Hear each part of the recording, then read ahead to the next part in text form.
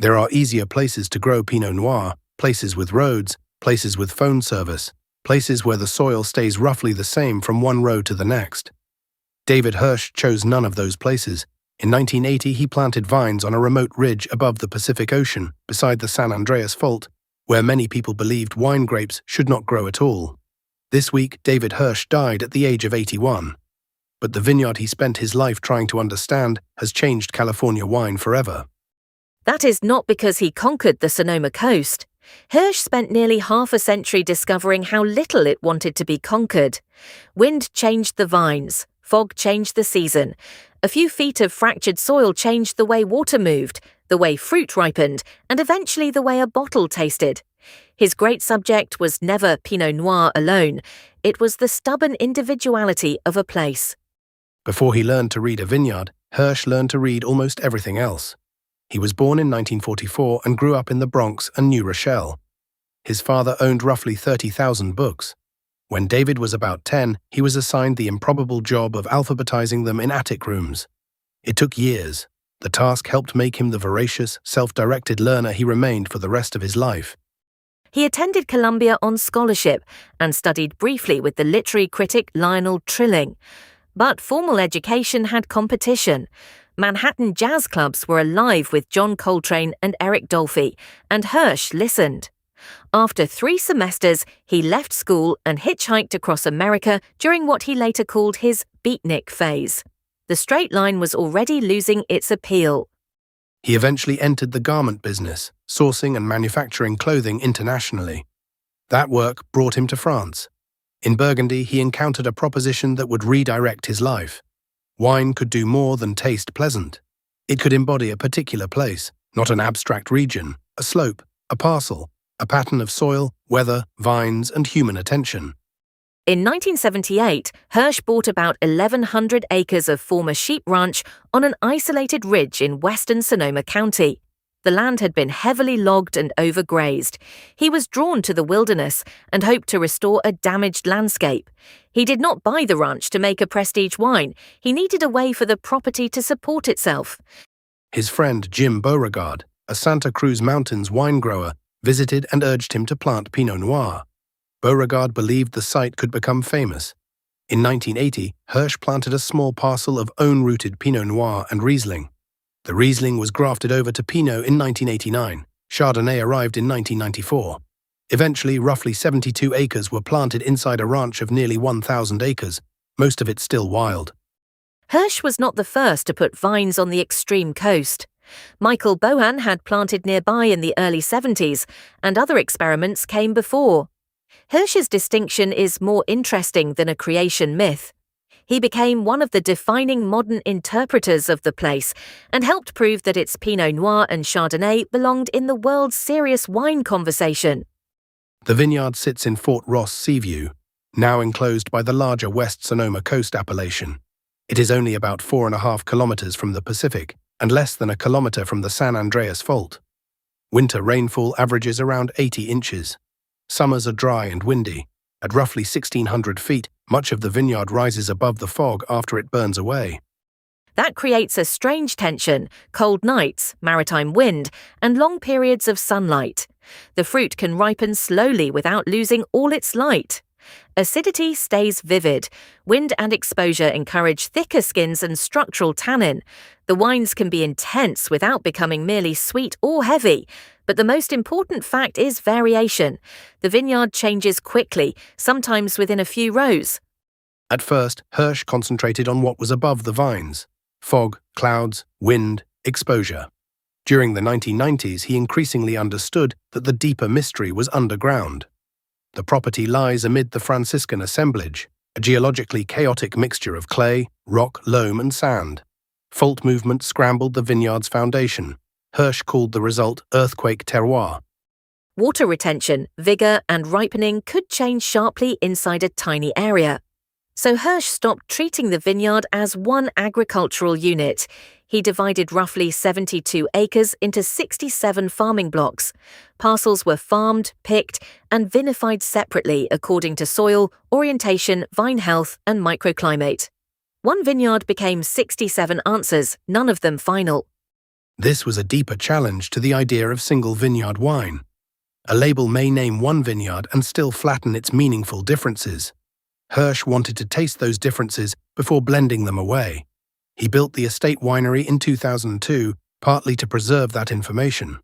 Individual parcels could produce around 60 separate lots, letting the team taste the ranch piece by piece and carry those observations back into farming. Some wineries divide vineyards to create more expensive labels. Hirsch divided his vineyard to create more information. The cellar became an observatory. Its job was not simply to manufacture a house style, but to ask the land better questions. Before Hirsch became known principally for estate wines, the vineyard became famous through other producers. Williams Cellium, Littori, Kistler. Their bottles introduced collectors to the far Sonoma Coast as a serious wine region, often before those collectors knew David Hirsch's name. His influence traveled through other people's cellars before it traveled through his own. These were not merely vendor relationships. Bert Williams, Ed Cellium, Ted Lemon, and Steve Kistler helped Hirsch refine his understanding of farming and wine quality. Hirsch, in return, gave them access to a site unlike anything else in California.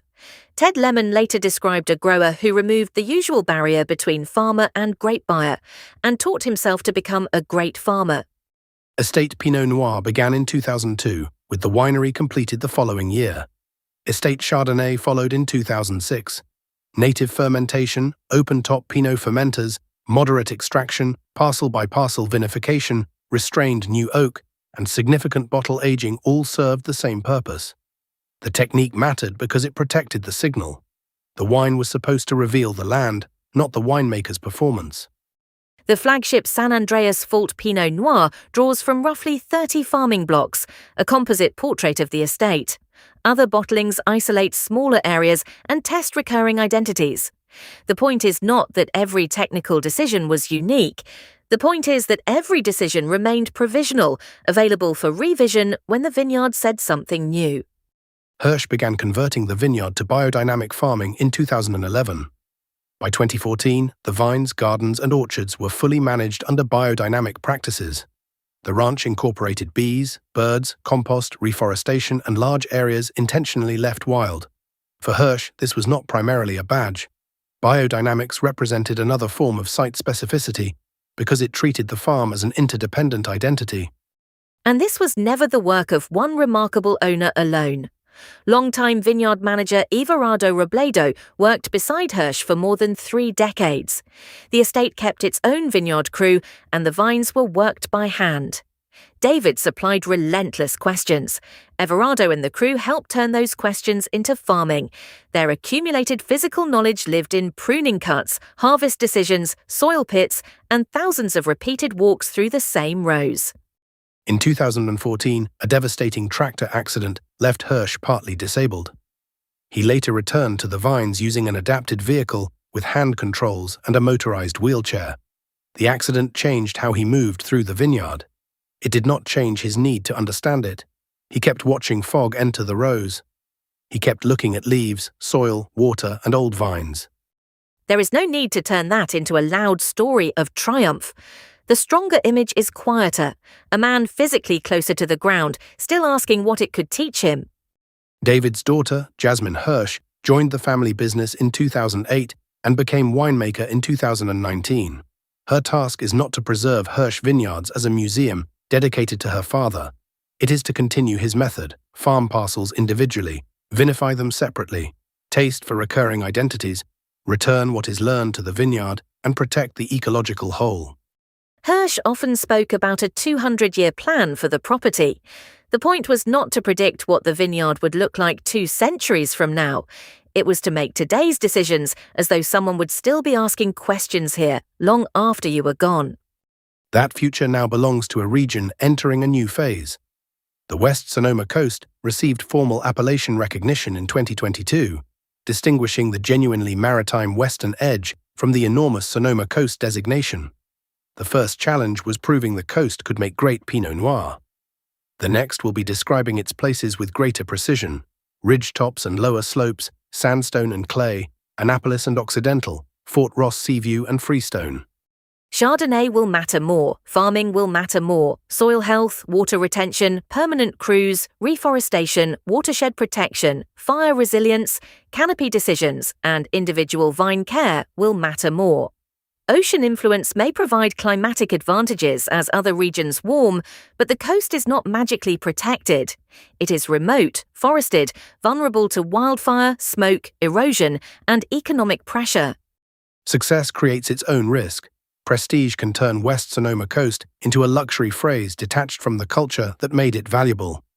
Hirsch offers a useful resistance. The region was not built by tasting room aesthetics or marketing campaigns.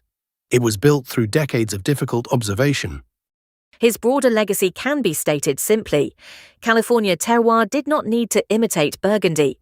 Great vineyards could precede famous appellations. Growers were authors of wine. Precision began in the vineyard, and curiosity itself was a farming practice. David Hirsch spent nearly 50 years dividing this vineyard into smaller and smaller pieces. Not because he believed the land was fragmented, but because he believed every part of it had something different to say. He listened through the wines of Williams, Cellium, Littori, and Kistler. He listened through his own cellar. He listened through drought, rain, wind, injury, and age. Near the end of his life, he still did not claim to have solved the place. That may be why his influence will last. He proved that the far Sonoma Coast could make profound wine. More importantly, he showed that a great vineyard is not something a person finishes. It is something each generation agrees to keep learning. David Hirsch, 1944 to 2026. We must wait for the vineyard to reveal itself.